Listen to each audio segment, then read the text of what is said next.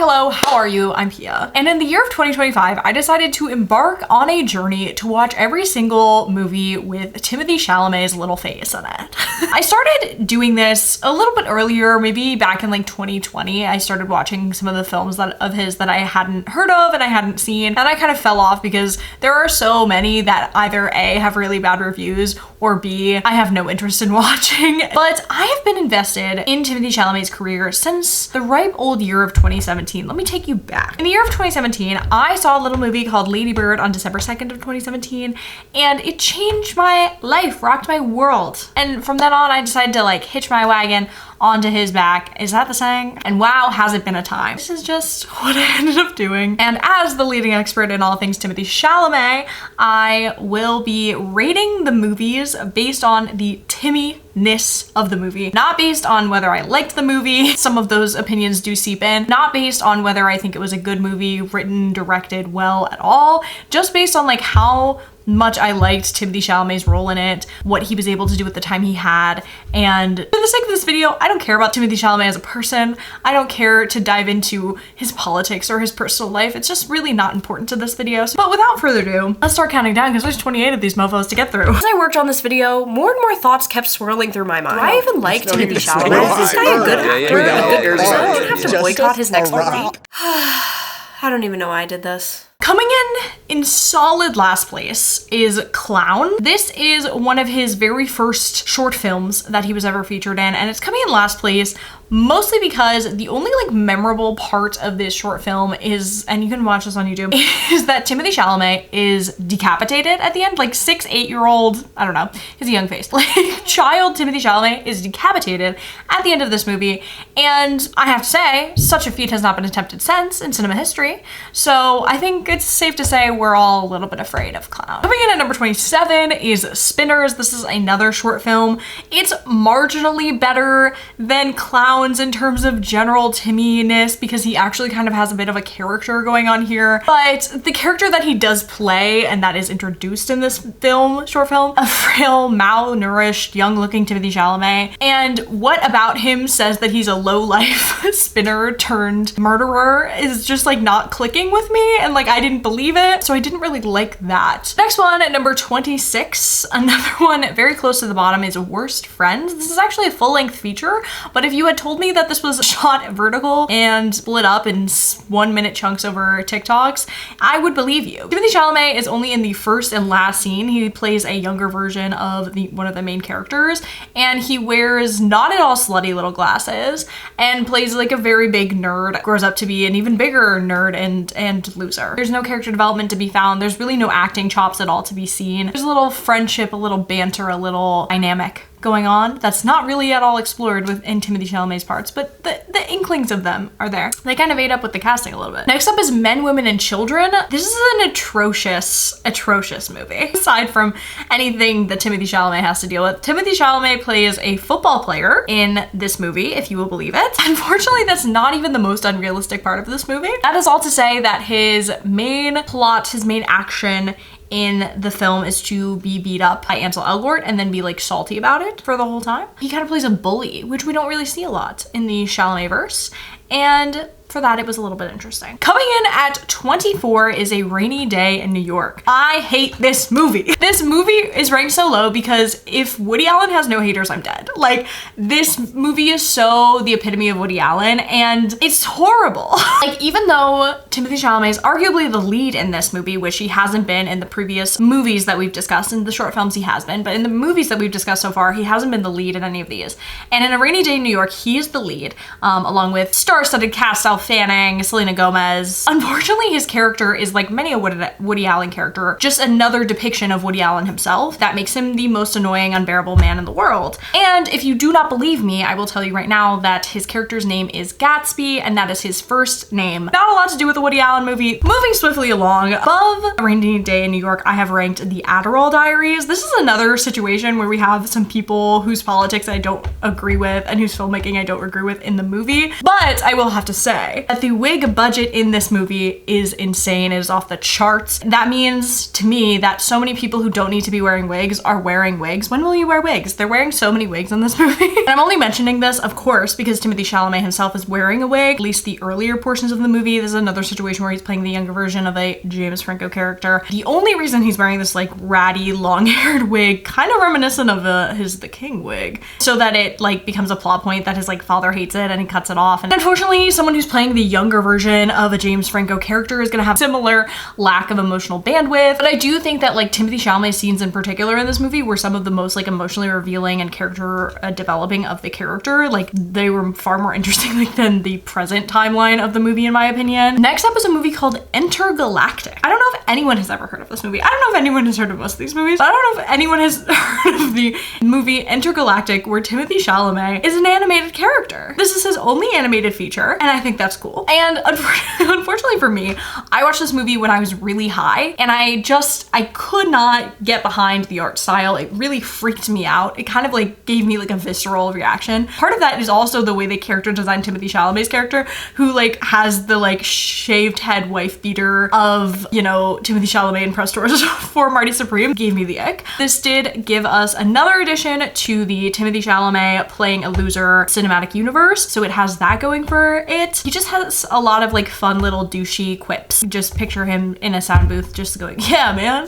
Next up is I think the only short film of Timothée Chalamet's filmography that I have yet to mention, and that is because it's better than all the other movies that I've mentioned so far, and that is Butcher's Hill. I am what I am. I am a Brothers Grimm apologist. I love Hansel and Gretel. It's like one of my favorite little fairy tales, and I do think that like it does a lot with what it can do in a short film about retelling the story of Hansel and Gretel, and I just really liked the like dark fairy tale it was doing. Okay, don't hate me, but I got it wrong. This is actually the short film where he gets decapitated, and that is why it was super memorable to me, and I watched them both on the same day, so that's why I forgot. Sorry!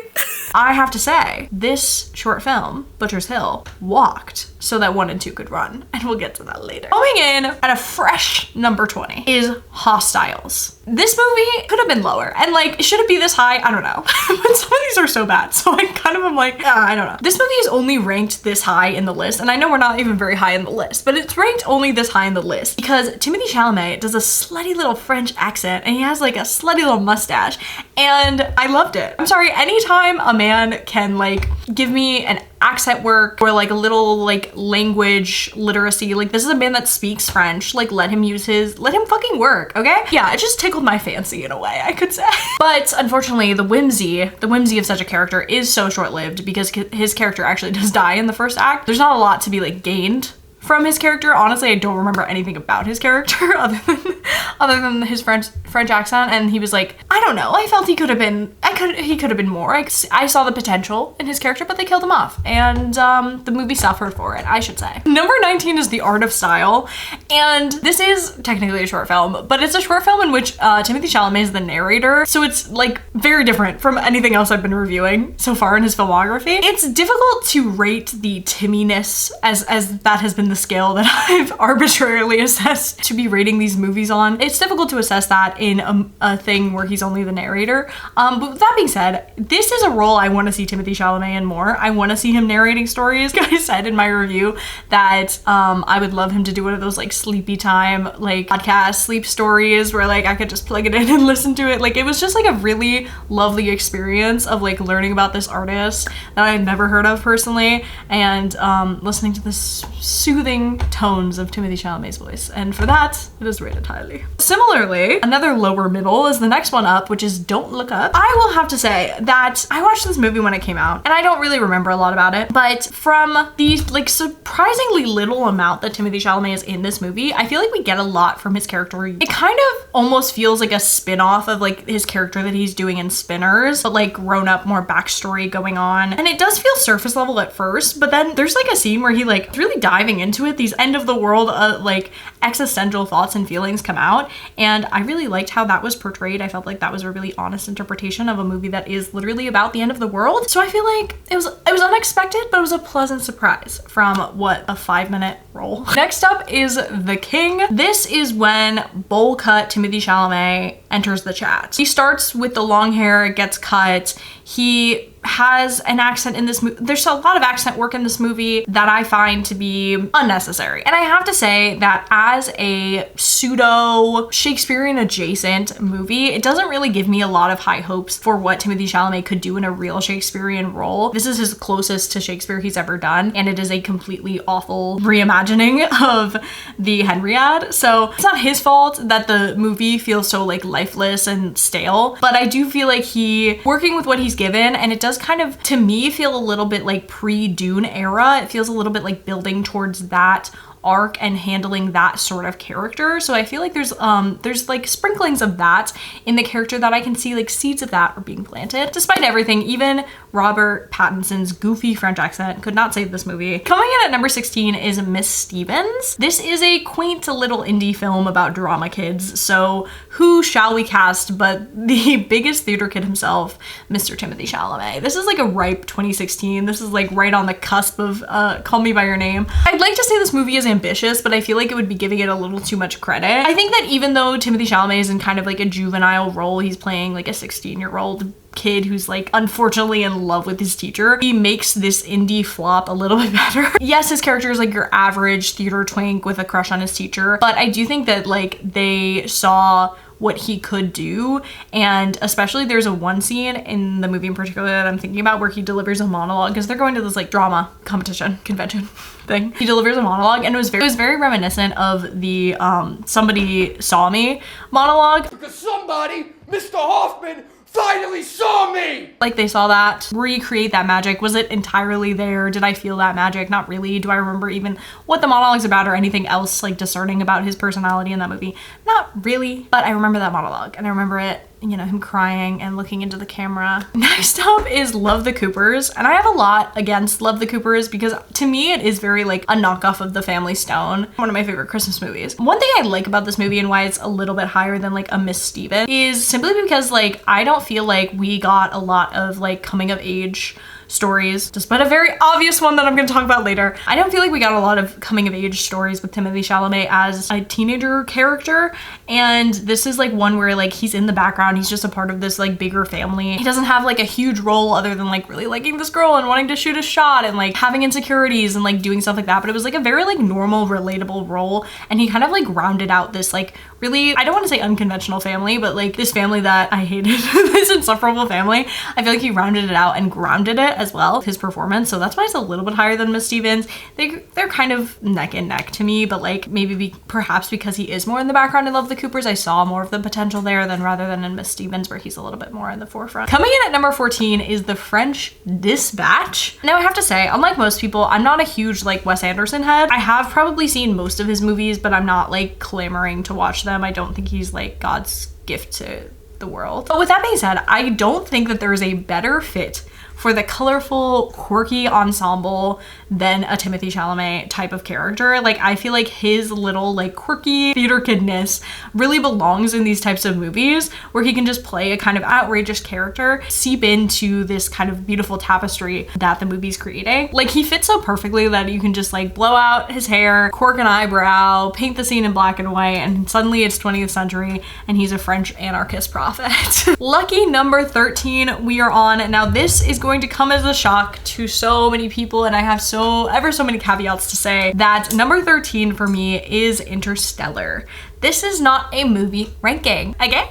I know Interstellar is a beloved movie by many people. I would say including me, but I like haven't seen it in that long. Okay, Interstellar is a good movie. I'm not gonna be here saying it's a number 13 ranked movie, but as far as Timothee Chalamet's role in it, I don't feel like most people who love Interstellar love Timothee Chalamet. Like I don't think they were like me in my experience with watching Lady Bird, watching Interstellar going, I want to see more of this kid. Like I don't think anyone watched Interstellar and thought that. I just feel like most people like honestly forget that he's in this movie, and that's why it's where it is in the ranking, because it's a great movie and like does with what he's given, shows that he does have this potential to take on a bigger role, but it's such a small role that it can't be any higher in the ranking, at least in my opinion. Number 12 is Hot Summer Nights. This is a funny movie that I almost forgot about, but I've literally seen it twice. There's not like a lot of like substance to this movie. Timothee Chalamet doesn't do a lot of heavy lifting, I would say. There's just not much to the character to like really sink your teeth into. But this is another one where I feel like we got a good, solid like coming of age story, but with a twist, but with a selling drugs, like rich, I was gonna say crime family, that's not what I'm saying. Like rich, higher stakes situation going on. So I feel like it kind of turned that coming of age trope on its head a little bit, which made it a little bit more interesting than like the Miss Stevens of it all. And I think that because he was in this bigger starring role and you got to see kind of both him like having the kind of hubris of getting stuck in this situation and thinking he could get out of it when like the stakes are so high, and also like the naivete of like the beginning of like just stumbling into this drug dealing world, and also just like falling in love and like going to parties and being like a cute little boy on Cape Cod.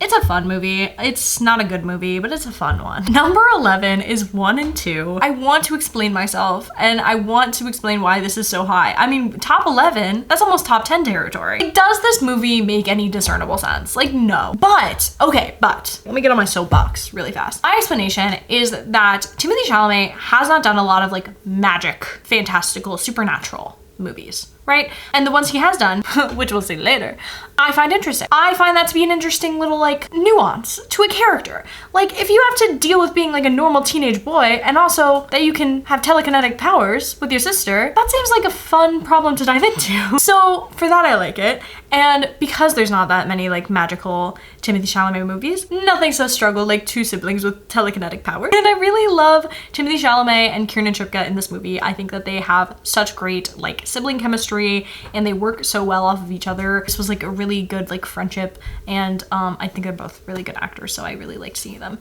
in this movie, and that's why I really liked this movie, even though it didn't really make any sense and it was kind of confusing, but it was a good time. We are entering into the top 10. So coming in at number 10 is going to, of course, be Lady Bird. Up until very recently, Lady Bird was in my top 4 films on Letterboxd. Don't read into that too much, considering I saw it in 2017 and it's 2026 now. As much as I love this movie, like Timothee Chalamet's Kyle is such an easy character to like hate. He's such a recognizable character. Like you can pull him out of a crowd. Like I've met Timothee Chalamet's Kyle before, and you know I have, and I know you have too. Apathetic, pseudo-intellectual, every man I've ever talked to at a college party. Like such an incredible performance, I would say, because you're not supposed to like this guy. Well, for a second you are. For a second you are supposed to like this guy. You're supposed to be charmed by the way he like doesn't care about the government and like the way he doesn't want a cell phone. You're supposed to be charmed by this. And that works because he is charming. No, let's turn this on its head because he's lying, he's making shit up. Like, I do want to go to prom. What are you talking about? I think that it is such a range that both like Lady Bird, the character, experiences as she's going through the movie of how she's feeling about this character, and also that like you, the viewer, are feeling as well from this performance. And I love it. Do I hate Kyle? Yeah, I do, but I have dated him. So, you know, I'm gonna talk about Dune and Dune Part 2 kind of together. I have Dune Part 2 ranked as 9 and Dune as 8. So I'm gonna just kind of talk about them together. I have Dune Part 2 slightly lower than the first one just because like me personally, I don't care about the direction that Paul's character goes in the second movie. The whole like I am God complex that he's building towards is not interesting to me. It's kind of stale, it's kind of overdone. I didn't like it. But as far as like the first Dune goes, I feel like it's a really solid setup and like really establishing Timothee Chalamet's like power, star power, but also like acting credibility as like that he can take on this lead role, this like, I was gonna say Anakin Skywalker level role. Whoa, that's not what I wrote in my notes.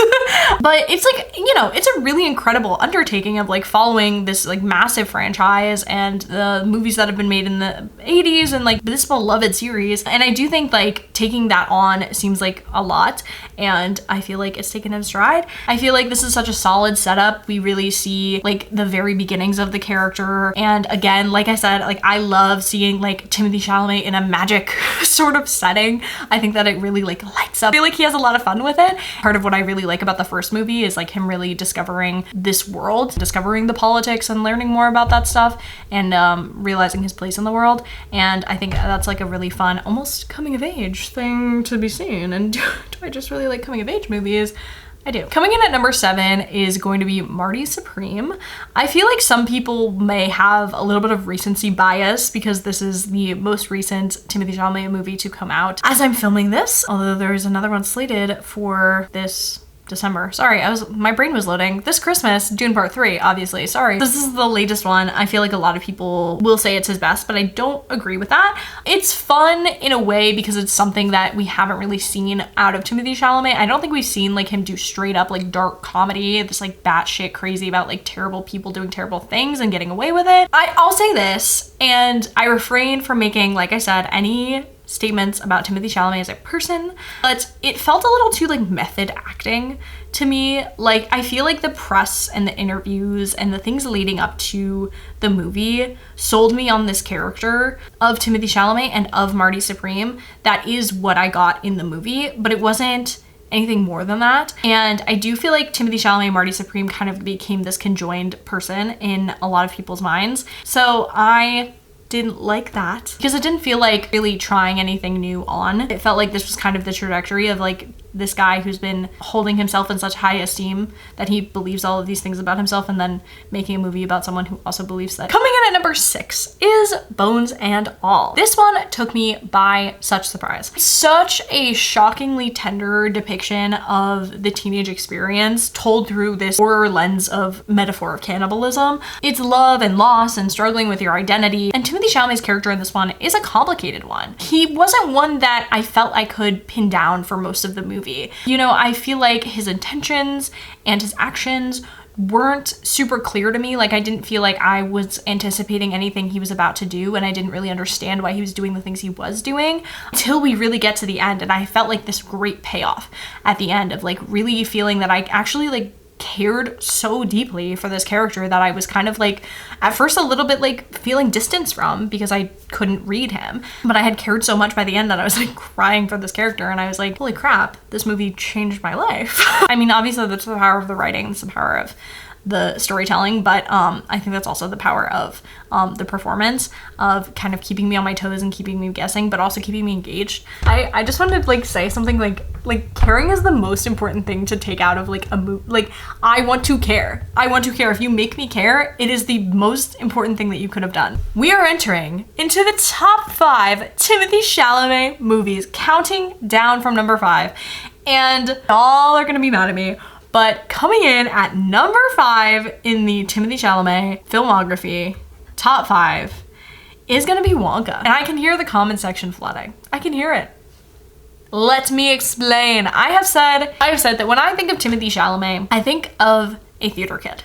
And what is more fun for a theater kid than having a whimsical, theatrical, quirky little musical performance, especially playing like Willy Wonka, like such a crazy character that's been passed down through generations of like different portrayals of the character, like having such incredible, like, what's the word I'm looking for? Like people on your shoulder, like guiding you through the direction of this character, the people that came before you. I think this movie was Timothée Chalamet's chance to let his theater geek freak flag fly. And boy did he do it. It's endlessly whimsical. It's a little bit quirky. I love Wonka. A lot of people don't. And that's why it's in my top 5 and not yours. You know, was Paul King my most watched director of 2025?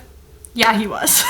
I also think that this did a lot of things for Timothée Chalamet's career. I think once you do a musical, that really opens you up to doing like a lot of other cool things. Broadway, I hear you calling. This was the first showcase of Timothée Chalamet's singing abilities. You know, like, he was working on A Complete Unknown through, before this, into Dune. Other than, Tiny Horse from SNL. You didn't really hear Timothée Chalamet sing until Wonka. He's not a bad singer. I think he's a perfectly adequate musical singer. And I have to say, the soundtrack was on repeat on my Spotify for months after I watched this movie. And still, like, not a day goes by that, like, it comes up in shuffle and I hear, like, A World of Your Own and I hear Sorry Noodle and I'm like, no skips. All right, coming in at number 4 is going to be Little Women 2019.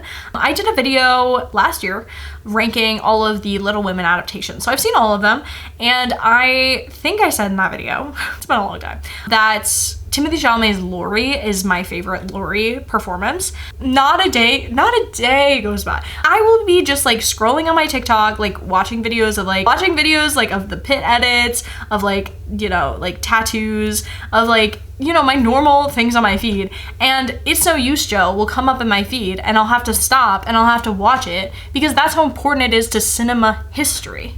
And that is no small feat, that this has become such an iconic thing. It was iconic in the 1994 version. It was iconic. It was iconic in the 30s and the 40s and the times that they've made this movie so many times. But the way that that is performed, every breath of that take is like ingrained into my soul. But I do think, like I said, I've watched a lot of adaptations of Little Women, and a lot of them, Laurie's kind of this footnote. He's really hard to understand.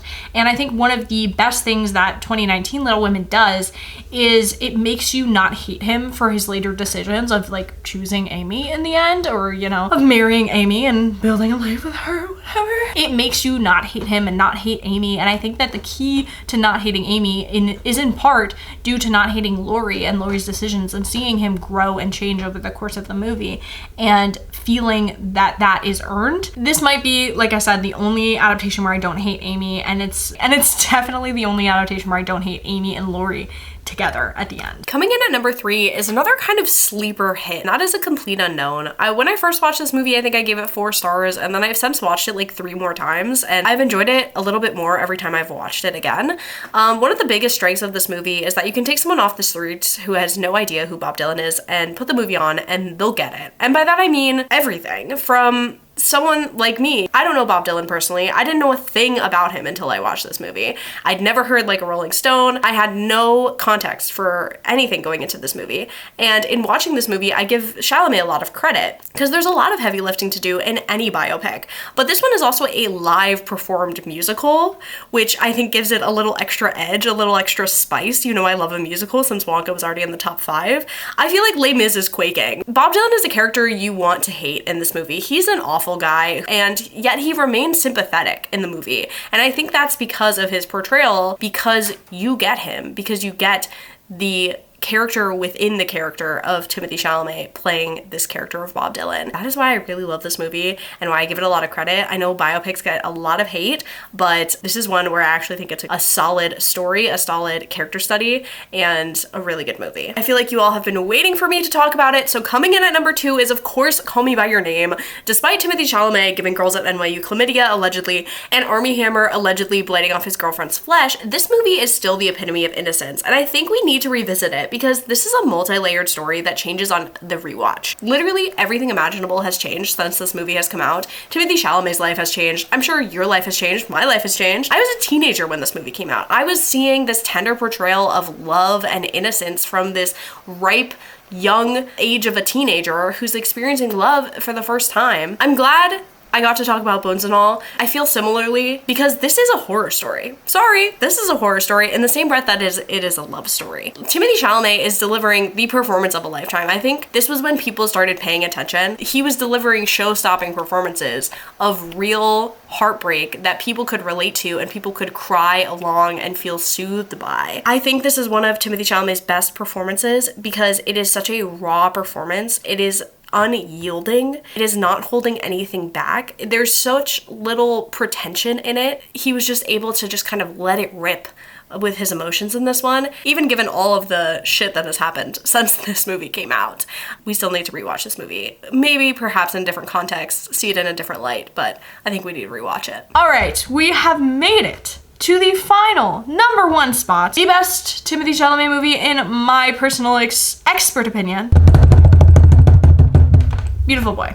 It takes a certain je ne sais quoi to make a character out of a real person. Perhaps because I think so highly of Timothee Chalamet's acting that I put his 2, my brain is like, is Willy Wonka a real person? I'll have to come back to that. Only 2 performances where he played real people in my top 5, because I think that it takes an entirely different skill set.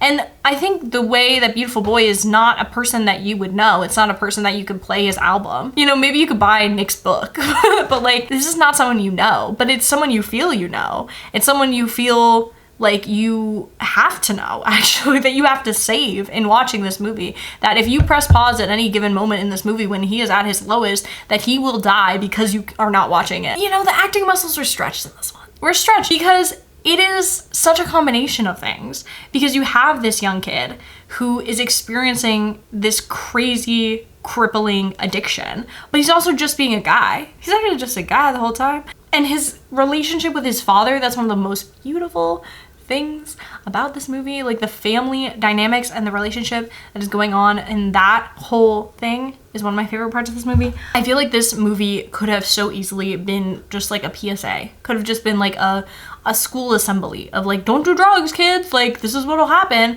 And instead of it being that, like, it was believable, it was realistic, and not because like you're like, oh, I could see myself falling into these patterns, but because you're like, no, this is like, Nick's my friend, like that's my buddy Nick, like I know him all too well. And if you didn't believe, you wouldn't care, and you have to genuinely care about these characters, and you do in this movie. It's masterful. It sticks with me. I think about it a lot. I've seen it. I watched it on a plane for the first time. God, was that a mistake. Oh, Beautiful Boy. I had a coworker once tell me that Beautiful Boy was a song that they thought of when they saw me, and I think that this movie is like really attached to me, and I'm really attached to it, and I think it's such a beautiful, beautiful movie. It is so, I think that some of the best movies come with like caveats and come with trigger warnings.